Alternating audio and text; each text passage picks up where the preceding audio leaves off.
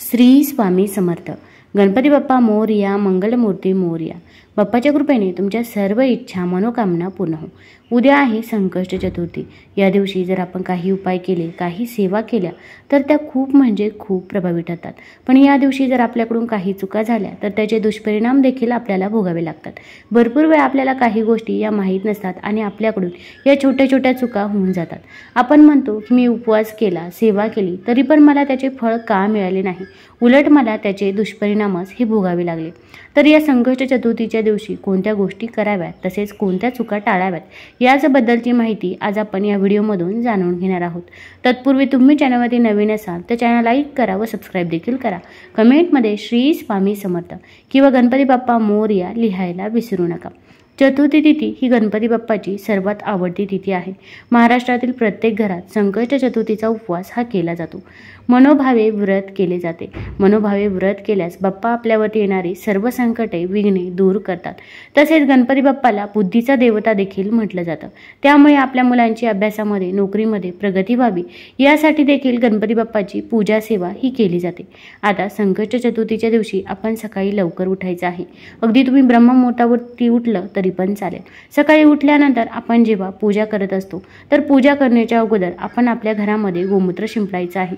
आपण जर गोमूत्र शिंपडून मग पूजा सेवा केली तर ती पूजा नक्कीच सफल ठरते. कारण की भरपूर वेळा घरामध्ये आपण मांसाहार करत असतो किंवा घरामध्ये अशा काही व्यक्ती येतात की त्यांनी देखील मांसाहार हा केलेला असतो. ती नकारात्मकता दूर होण्यासाठी, तसेच आपण घरामध्ये नकारात्मक देखील बोलत असतो, तर आपण आपल्या घरामध्ये अगोदर गोमूत्र शिंपडावं आणि मग त्यानंतर आपण पूजा करायची आहे. किंवा तुम्ही अगदी फरशी पुसताना त्या पाण्यामध्ये देखील काही वस्तू टाकू शकता. यामुळे देखील आपल्या घरामधील नकारात्मकता ही दूर होत असते. तर आपण पाण्यामध्ये थोडंसं मीठ टाकायचं आहे. तसेच पिवळी मोहरी ही देखील पाण्यामध्ये टाकावी. पिवळी मोहरी ही देखील आपल्या घरामधील नकारात्मक ऊर्जा शोषून घेते. तसेच गोमूत्र टाकावं आणि आपल्या घरामध्ये माता लक्ष्मीचा वास व्हावा, माता लक्ष्मी आपल्या घराकडे आकर्षित व्हावी यासाठी आपण पाण्यामध्ये हळद टाकायची आहे. तर या सर्व वस्तू टाकून आपण फरशी पुसायची आहे. आपल्या घरामधील नकारात्मकता ही दूर होत असते. अगदी आपल्या इथे देखील कोणी ना कोणी येत असतं, शेजारी असो किंवा नातेवाईक असो. मग त्यांना आपल्याबद्दल चांगलेच वाटते असे नाही. मग त्यांच्यामध्ये असणारी नकारात्मकता देखील आपल्या घरामध्ये कुठेतरी प्रभाव करत असते. मग आपल्या घराची, मुलांची, पतीची प्रगती कुठेतरी खुंटत असते. तर हीच नकारात्मकता दूर होण्यासाठी आपण या पाण्याने फरशी पुसायची आहे.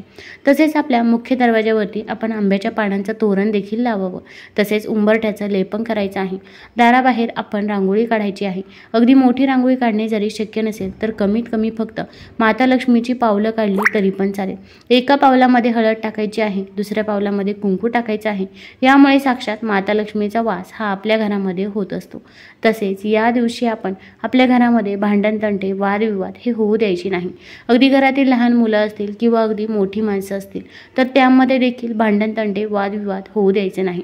मग अगदी जावा असतील किंवा सासू सुना असतील, आपण अगदी घरामध्ये भांडण केलं आणि त्यानंतर आपण पूजा सेवा केली तर आपलं देखील लक्ष लागत नाही. आपलं देखील मन हे त्या भांडणाकडेच असते. त्यामुळे या गोष्टीची आपण काळजी घ्यायची आहे. तसेच आपल्यासोबत असे काही व्यक्ती असतात की ते नेहमी दुष्कृत्य करत असतात किंवा इतरांबद्दल नेहमी वाईट बोलत असतात. पण ते व्यक्ती आपल्यासोबत चांगले वागतात, चांगले बोलतात, म्हणून आपण त्या व्यक्तींसोबत राहत असतो.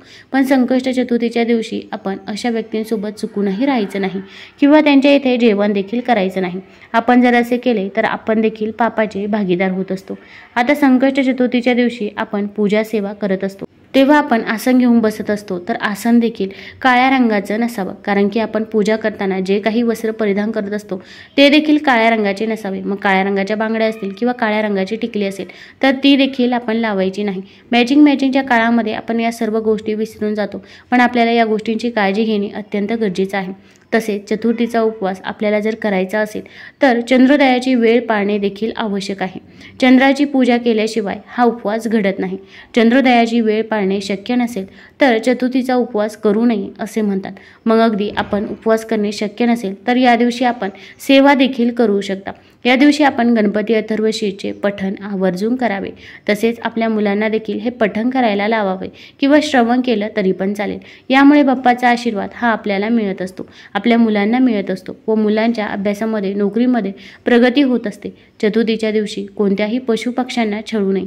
अगदी दारावरती कोणी काही मागण्यासाठी आले तर त्या व्यक्तीला आपण तसंच जाऊ द्यायचं नाही। आपण त्या व्यक्तीला खाण्यासाठी देऊ शकता किंवा एखादा ग्लास भरून पाणी दिलं तरी पण चालेल, पण ती व्यक्ती आपल्या दारातून तशीच जाता कामा नये। आपण त्या व्यक्तीला काहीतरी दान केलं तर त्याच्या कित्येक पटीने आपल्याला पुण्यफळ हे प्राप्त होत असतं। आता गणपती बाप्पाची पूजा केल्यानंतर सर्वात महत्त्वाचं असतं तो म्हणजे देवाला दाखवला जाणारा नैवेद्य किंवा प्रसाद। देवाला नैवेद्य दाखवताना देखील आपण काही चुका या टाळल्या पाहिजेत। आता आपण गणपती बाप्पाला नैवेद्य बनवत असतो तर त्यामध्ये आपण मिरचीचा वापर करायचा नाही। शक्यतो तेल आणि मिरची या दोन्हीचा वापर करू नये। आपण तुपाचा नैवेद्य अर्पण करावा।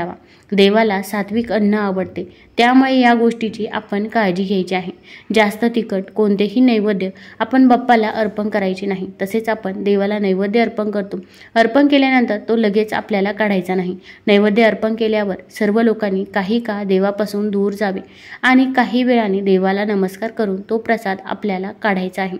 आता आपल्याला इथे लहान मुले असतात किंवा शेजारी देखील लहान मुले असतात। आपण त्यांना आरतीसाठी बोलवलं किंवा घरामध्ये जरी लहान मुले असली तरी पण त्यांना प्रसादाची अपेक्षा असते। मोदक आपल्याला कधी मिळतील ही अपेक्षा असते। आपण लहान मुलांना मोदक हे लगेच दिले तरी पण काही एक हरकत नाही, कारण की लहान मुले ही देवाघरची फुले आहेत असं म्हणतात।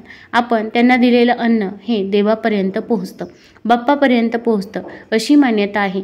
तसेच आपण कधी नैवेद्य तर तसंच राहिला तर आपण दुसऱ्या दिवशी गोमातेला घेऊन जातो किंवा कुत्र्यांना खाऊ घालतो किंवा आपण त्याच दिवशी गाईला कुत्र्याला देखील नैवेद्य देत असतो, पण तेव्हा तो नैवेद्य तसाच जमिनीवरती पडून राहणार नाही याची आपल्याला काळजी घ्यायची आहे। भरपूर वेळा गाय आणि कुत्रा जर यांना तो नैवेद्य खाल्ला नाही तर तो नैवेद्य तसाच कचऱ्यामध्ये जात असतो, त्यामुळे अर्पण केलेला नैवेद्य हा वाया जाणार नाही याची आपल्याला काळजी घ्यायची आहे। देवाला शिजवलेले अन्न अर्पण करावे, पूजेनंतर त्यातील काही भाग काढून गायीला खाऊ घालावे, नंतर तो प्रसाद स्वतः स्वीकारावा आणि इतरांनाही वाटावा। असे केल्याने देव हा प्रसन्न होतो। तसेच या संकष्ट चतुर्थीच्या दिवशी आपण मांसाहार हा पूर्णपणे वर्ज्य करायचा आहे। अगदी शनिवारचा जो अगोदरचा दिवस आहे म्हणजे शुक्रवारी संध्याकाळी देखील आपण घरामध्ये मांसाहार बनवायचा नाही किंवा घरामध्ये दुसरे काही व्यक्ती असतील तर त्यांना देखील ही गोष्ट सांगून ठेवायची आहे। अगदी त्यांनी जरी मांसाहार केला तर त्यानंतर आपण जो काही उपवास करतो किंवा आपण सेवा करतो तर त्याचे देखील फळ आपल्याला मिळत नाही। तसेच अगदी शुक्रवारी संध्याकाळी देखील जेवणामध्ये कांदा लसूण याचा वापर आपण करायचा नाही। आपण सात्विकच अन्न ग्रहण करायचं आहे। आता आपण अगदी शनिवारी उपवास केला असेल किंवा अगदी केलाही नसेल तरी पण आपण घरामध्ये काही भाज्यांचे सेवन हे करायचे नाही। त्यामध्ये सर्वात प्रथम म्हणजे आता या दिवशी आपण दुधी भोपळ्याची भाजी ही बनवायची नाही। तसेच कोबीची भाजी असेल, वांग्याची भाजी असेल तर या 3 भाज्यांचे सेवन आपण या दिवशी चुकूनही करायचे नाही। संकष्ट चतुर्थीच्या दिवशी देखील या 3 भाज्यांचे सेवन करायचे नाही। तसेच अगोदरचा दिवस देखील टाळायचा आहे। उलट सात्विकच अन्न आपण ग्रहण करायचं आहे। तसेच आपल्या इथे कोणी काही मागण्यासाठी आले तर अशा काही वस्तू आहे की ज्या आपण कोणालाही देऊ नये। त्यामध्ये सर्वात महत्त्वाचं म्हणजे साखर आणि मीठ हे साक्षात माता लक्ष्मी स्वरूप असतं। आपण जर या वस्तू कुणाला दिला तर आपल्याच घरामधील माता लक्ष्मी ही निघून जात असते व आपल्या घरामध्ये अलक्ष्मीचा वास होत असतो। त्यामुळे उलट या गोष्टी संपण्याच्या अगोदर आपण आपल्या घरामध्ये आणून ठेवायच्या आहे आणि आपण दूध दही देखील संध्याकाळच्या वेळी कुणालाही द्यायचं नाही। आणि संकष्ट चतुर्थीच्या दिवशी अगदी सकाळी देखील आपण दूध दही कुणालाही देऊ नये, यामुळे आपली धनहानी होण्याची दाट शक्यता असते। तुम्हाला जर हा व्हिडिओ आवडला असेल तर चॅनल लाईक करा, सबस्क्राईब करा। धन्यवाद।